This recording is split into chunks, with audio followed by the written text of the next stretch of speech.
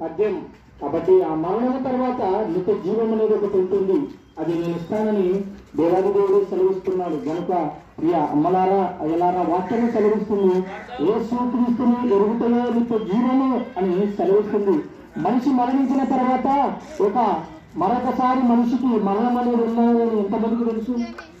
ఈ లోకంలో మనిషి మరణించిన తర్వాత మరొక మరణం ఉంటుందనేది మీకు తెలుసా? కాబట్టి మనిషి మరణించిన తర్వాత మనిషికి రెండు మార్గాలు ఉంటున్నాయి. ఒకటి దేవుని స్థలము, అదే మనం అనుకుంటున్న నిత్య జీవము. కాబట్టి ఆ నిత్యము జీవము ఒక మార్గం అయితే, దేవుడు లేని స్థలము నిత్య నరకము, అగ్ని ఆరడు, పురుగు చావు అని వాక్యము సెలవిస్తుంది. కాబట్టి నిత్యము వేదన నిత్యము పని కొడుకుటే అక్కడ ఉంటుంది.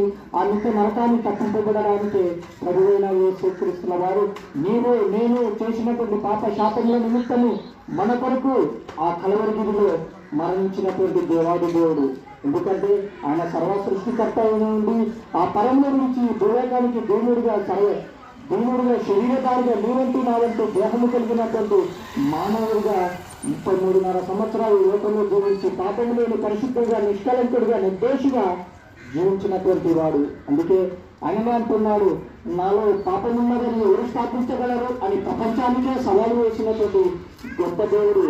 ఎందుకంటే నా పాపములను తీసివేయడానికి పాపం లేని వాడు పరిశుద్ధుడు, పాపముని ఎరగని వాడే ఉండాలి ఆ దేవాది దేవుడు ప్రభువైన యేసుక్రీస్తుల వారు. కాబట్టి ప్రియ అమ్మలారా అయ్యలారా, నేను విశ్వసించినటువంటి దేవుడు, నేను తెలుసుకున్నటువంటి రక్షకుడు, నేను అడిగినటువంటి ఆ ప్రభువైన దేవాది దేవుని మీరు తెలుసుకుంటారా? మీరు విశ్వసిస్తారా?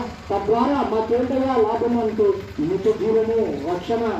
మనిషి మరణించిన తర్వాత దేవుడు స్థలానికి నువ్వు చేరుకోగలుగుతావు. అందుకే దేవుడు సెలవిస్తున్నాడు, యేసుక్రీస్తు చెప్పాను, నేనే మార్గమును, సత్యమును, జీవమును, నా ద్వారానే తప్ప ఎవరు దేవుని ఎదుర్కొ చేరలేరు అని. కాబట్టి ఆయన మార్గంలో ఉన్నాడు ఎక్కడికంటే నిత్య జీవానికి. కాబట్టి మనము యేసుక్రీస్తును ఉన్నవాళ్ళమైతే మనకు ఏ శిక్ష విధియు లేదని వాక్యము సెలవిస్తుంది.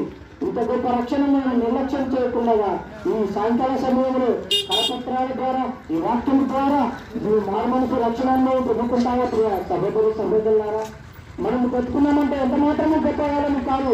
ఈ రాత్రే దేవుడిని ప్రాణాన్ని అడితే మన బ్రతుకుపోతాయి. నిత్య నరకాన్ని తప్పదు ప్రియ అమ్మలారా అయ్యలారా. కాబట్టి ఆ నరకాన్ని తప్పింపబడడానికి యేసుక్రీస్తుల వారి మార్గమే ఉన్నాడు. కాబట్టి యేసుక్రీస్తులను విశ్వాసం ఉంచుని, అప్పుడు నువ్వు నీటి వారిని రక్షణ, పాప క్షమాపణ పొందుకుని ఇటు భాగ్యం మనకు దేవుడు దీవించి ఆశీర్వదించిన దాకా ఆమె నీ కొరకు మేము ప్రార్థిస్తాం. ఆ ప్రార్థన ఎదుర్కొంటుంది ప్రార్థన.